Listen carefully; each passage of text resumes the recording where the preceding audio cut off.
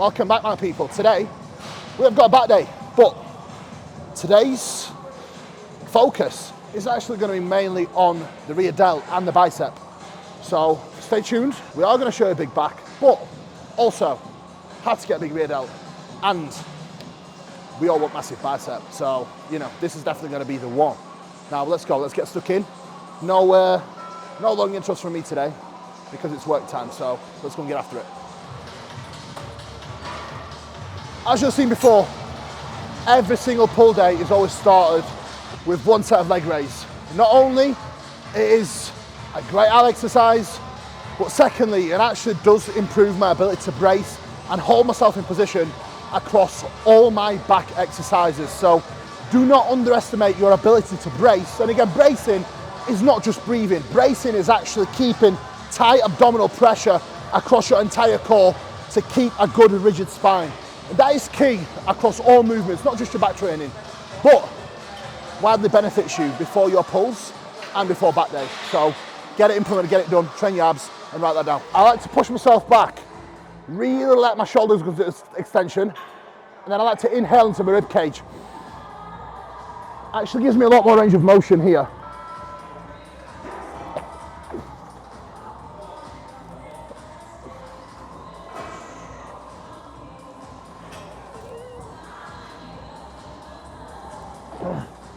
Okay.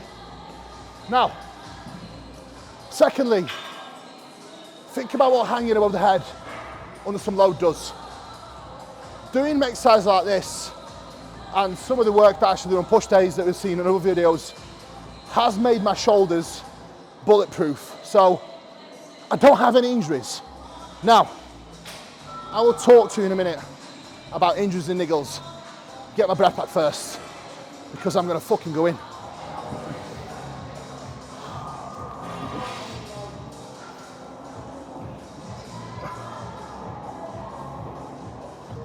On all back movements, even of less volume, we don't really work out low rep ranges.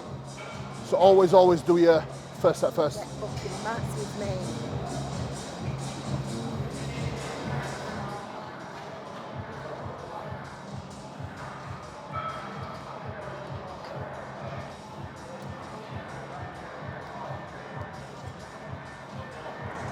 Intra-workout carbs, one of the most undervalued supplements of all time. Not only it will improve your recovery, additional calories, but also prevents muscle breakdown in contest prep as well. And I've always seen a massive improvement in performance having an intra-workout drink in place, regardless of off-season or prep. So if you're not using one, I highly advise you do.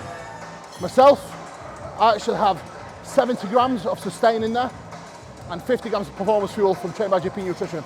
So if you're looking for a good one, that's probably the best one in the market when it comes to digestibility and the quality. So get involved and get massive.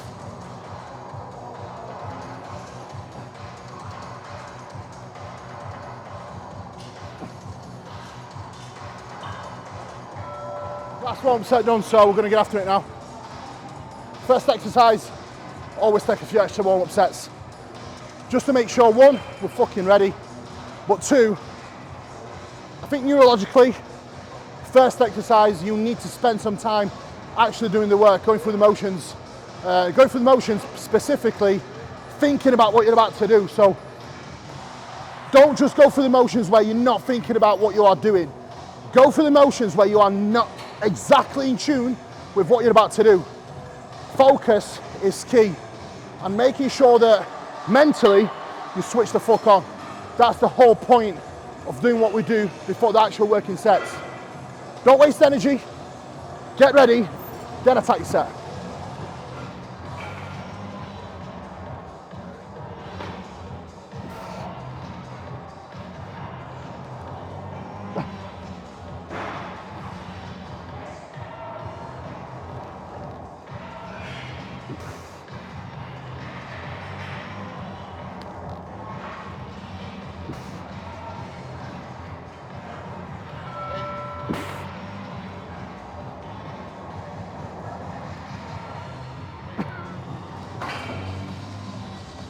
Let's go, Mark. Drive.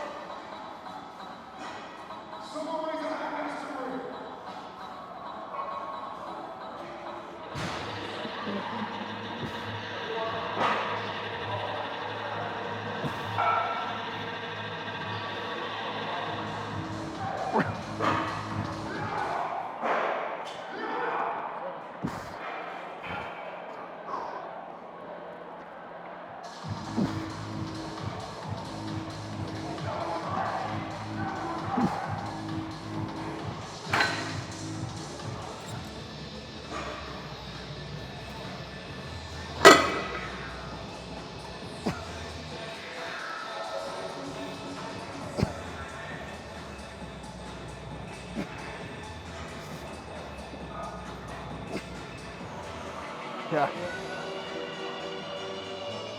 That's it. So it's literally, look, as we get in, it's fucking on.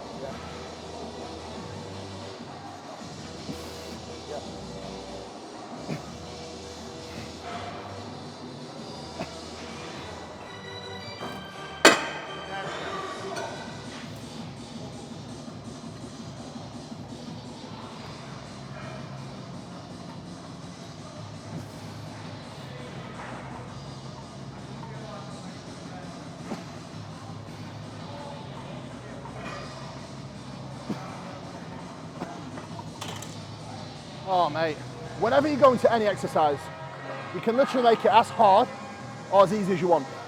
Now, my goal is building muscle tissue. So when I get into these machines, I am not looking at a way to make a machine easier to lift more load.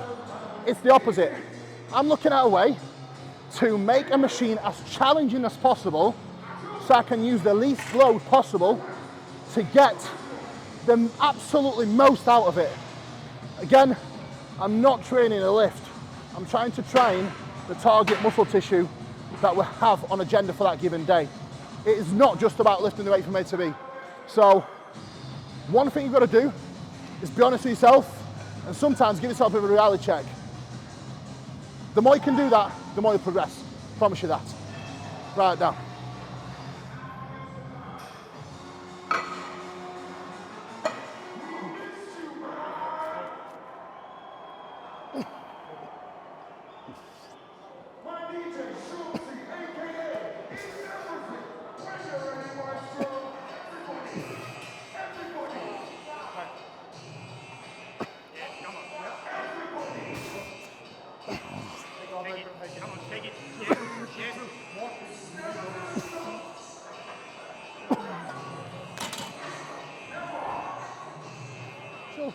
You use that initial point as a bracing point to set yourself. And then once you set yourself, you don't lose that bracing point. You keep that rigid spine all the way through and just let these work, yeah? Come on then. Let them fucking go forward. Come on, stretch. There, yes. Brace harder here. That's it. Keep that sternum lifted. Keep that sternum lifted. That's it. Hide your pecs completely. Excellent. Come on now.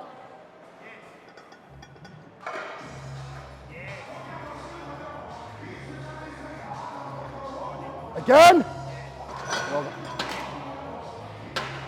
How'd that feel?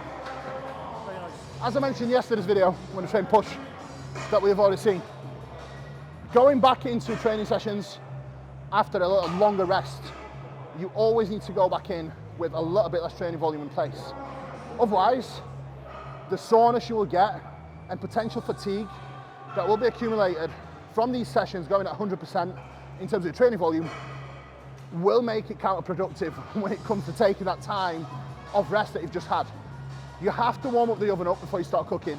That's the analogy I like to give for breaking in yourself to actually get going in the gym. You have to have the ability to stay patient and let your central nervous system catch up with the poundages, the intensity and the training volume. So training volume, I like to titrate. Training intensity, fuck no. Yeah. 3, 2, 1, up.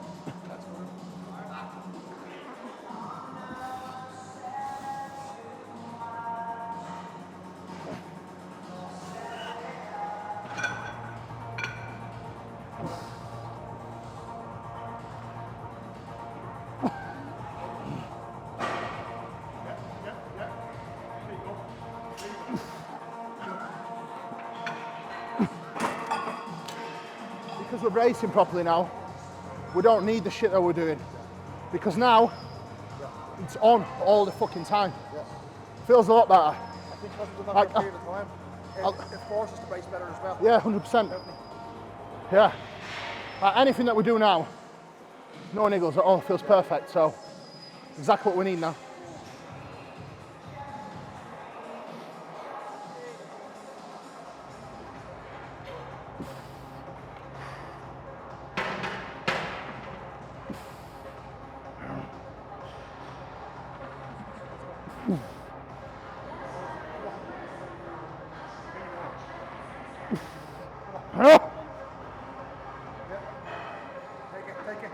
Take it.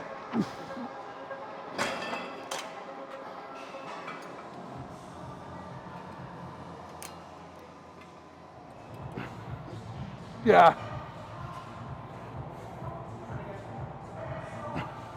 Right, exercise number 4, upper back pull down. I actually call this the glove pull down because he's actually the one that's pretty much brought this movement in to actually do it properly for our upper back, not rear delts. So here, what we'll be able to see, guys, is as we're going to stretch, we are really trying to get as much elevation and protraction out of our scapula as possible while still keeping tension on our upper back. So whenever you protract and go into that stretch position, you don't go limp. The tension stays on your upper back all the time, and then you drive through, maintaining sternum lifted up, so you can get full retraction of the scap into this end range. So this exercise, by far one of my most popular upper back pull downs. It's unforgiving, and trust me, you do this properly, you're not going to be able to use much load. But the way your back will feel after doing this is incredible. The range of motion you can get out of your scapula is insane. So this is definitely one of my go-tos and one of the best upper back exercises when it comes to pull downs. Can't beat rows though. Write it down.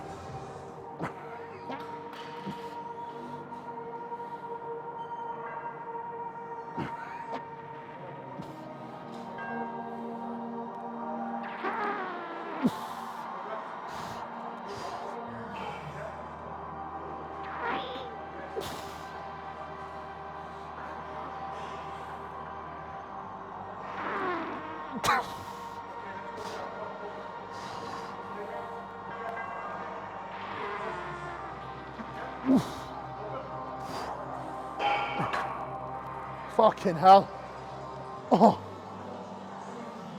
Oh yeah. A little bit more intent. Remember what I said to you on the pull down? With letting your elbow travel. Same here. So any of that exercise, as you're going to stretch, don't just think about doing this and going limp. Do not go fucking limp. Whatever you do, tension has to stay on all the way through. If you go limp this portion of rep, you're pretty much doing half reps. So the cue I like to give and utilize myself for a pull down, any row, any lat movement, any back exercise, as I'm driving away into a stretch, I'm thinking about driving my elbow down, forward and up.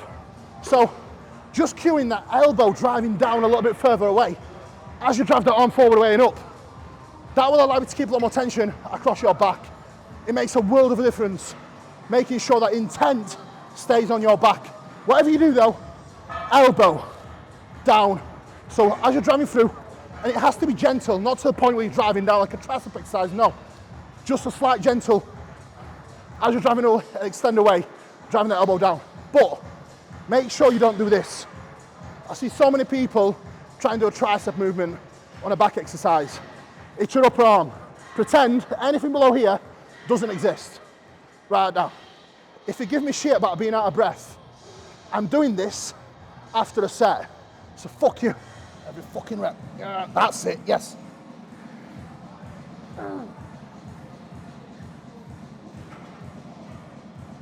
Beautiful.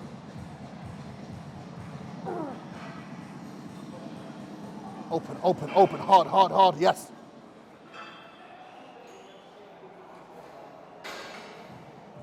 Yep.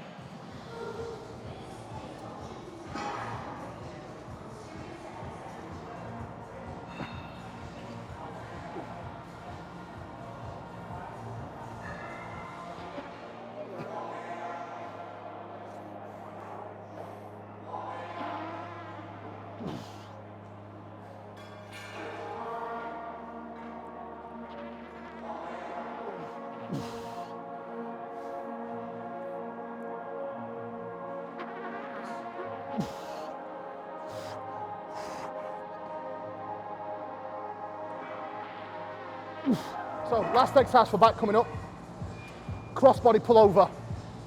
Again, Nick Gloff, he has actually introduced this exercise to the world, and for me, it's a great addition. Again, it's not as good as a row, it's not as good as a pull down, but it's just another variation of a lat movement that I can utilize in my programming that is not very demanding when it comes to recovery. So it's just a little bit more extra lat training volume that is still quite accurate. And it's very unique with how it works as well, with the way we go through it. I've gone over execution and stuff before, so I'm not going to go too much detail into that. I'm just kind of breaking down the training sequence for you all, so you know exactly what I'm doing and why I'm doing it as well. I think that definitely helps you all guys watching it. I mean, if I had the opportunity to watch channels like mine back in the day, I know I'd get a lot of value from them when it comes to free training help. I understand not everyone can afford coaching, so I do tend to give away a lot for free. So I hope it's appreciated through supporting the channel, liking, subscribing, and commenting below. Motherfuckers.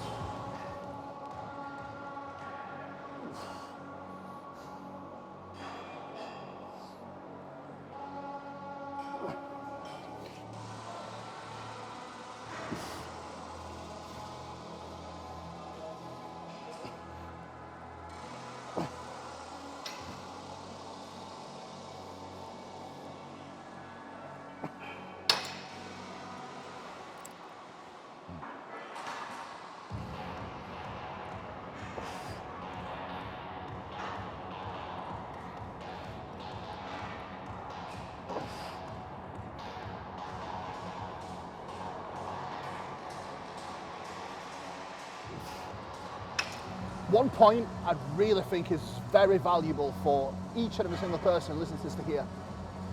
If you are going to the gym and you are in constant pain, you are suffering with tendonitis, shoulder pain, knee pain, elbow pain, whatever pain you can think of, that is caused by whatever you do in the gym. It is not down to progressive overload. It is down to, one, poor execution, not enough control,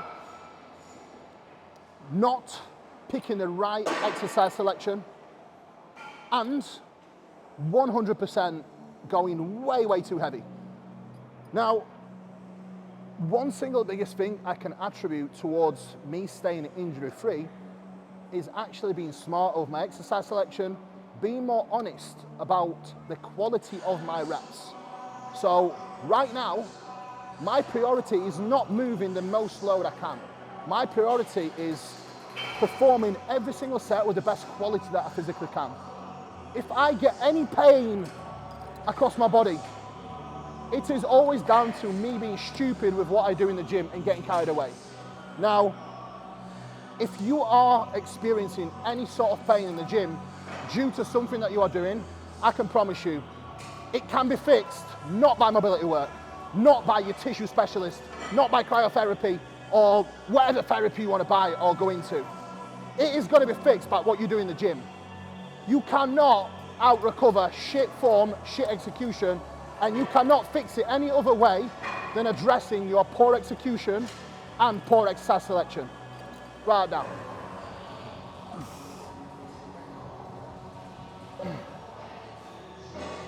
Reverse pec deck. One of great rear delt exercises. Now, arguably a rear delt row, I would say is by far the best exercise when it comes to rear delt training. However, given our current training volume of the rows, pull downs we've already done, doing a rear delt row right now, I would not get much out of it, I'll be very honest with you. So this is exactly why I would choose a reverse pec deck. Now, other pull day, we'll have a rear delt cable fly, moving from a high to a low plane of motion. But we can't just do one exercise forever, so we have two variations. Now, pec deck, reverse pec deck. Contact point of your chest, so chest driven forward. Now, as you can see here, Mark is actually actively pushing forward and reaching out with his fist.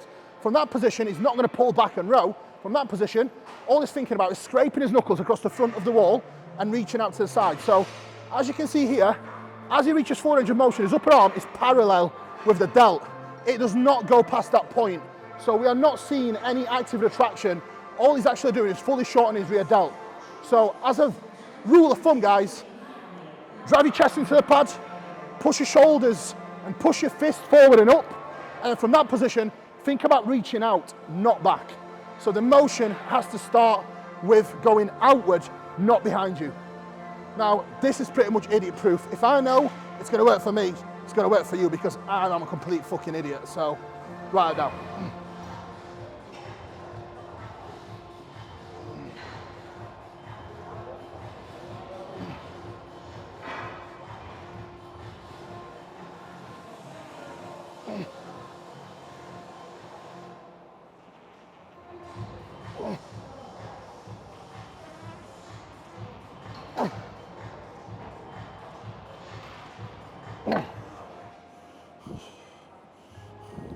Now rep range for rear delts, bicep, tricep, delts, all the smaller body parts.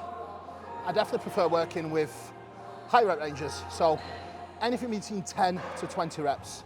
I think dipping below that rep range, all it's gonna do is force you to use a load that inevitably doesn't allow you to stay super accurate and keep the intent where it needs to be kept. Now, if you get your setup right, get your execution right, what you can get out of a set of 10 to 12 reps with great tempo is going to be savage.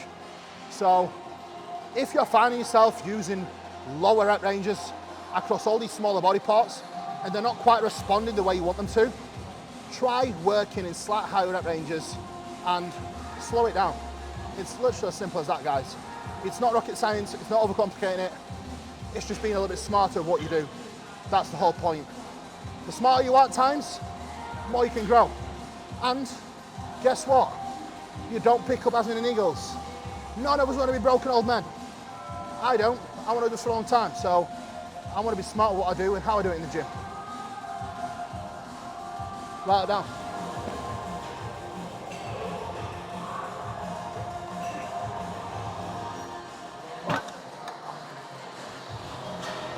Today I'm going to show you 3 of my favourite bicep exercises that you can do on a cable. Reason why we use cables, the resistance profile on a cable is pretty even. However, you can adjust the resistance depending on where you stand and how you utilise them. So today we're going to go over shortened range, mid-range and lengthened range when it comes to training your bicep across all contractile ranges using cables, so you know exactly what to do for yourself. Now, you start the shortened range when you're fresh, then mid-range, and then lengthened range to finish off on. As long as you can target all contractile ranges, you're pretty much getting everything that you can out of your bicep. So, get stuck in and learn how to get massive arms.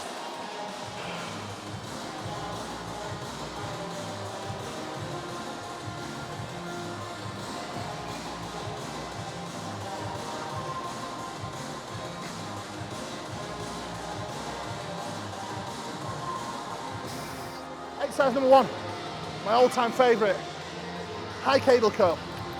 Now, dual arm, you're standing, you're trying to do this, it's not going to work. Single arm, you can get in the right position, turn into it, and actually use the cable as a little bit of a bracing point. So you can put yourself in a much more stable position as well. So, this exercise overloads the shortened range, which is this range.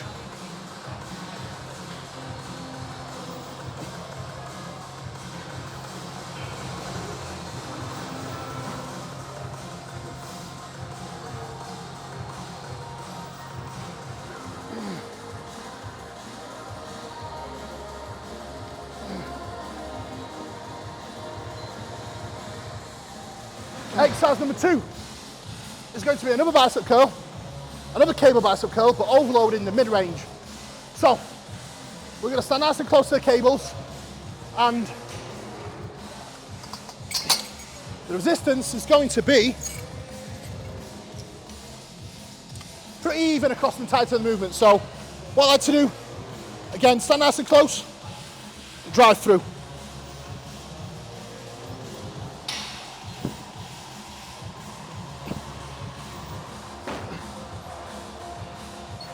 So, third and final bicep exercise of my preference, and again, I'm specifically showing these on cables because everyone has cables in the gym.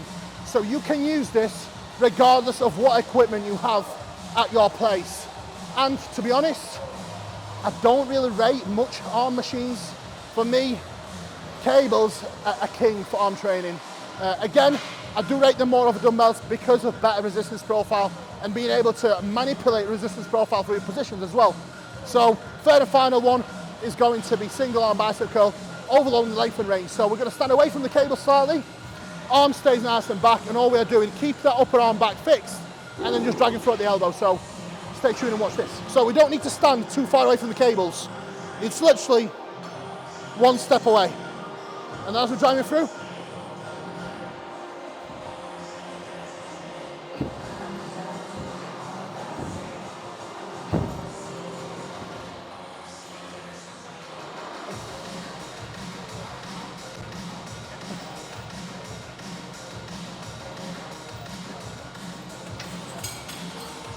right guys, thank you so much for tuning in, guys. I hope you found some value in the content today. If you have, please support the video, like, share, subscribe, and I will catch you all again soon. For now guys, thank you so much, take care, and peace out.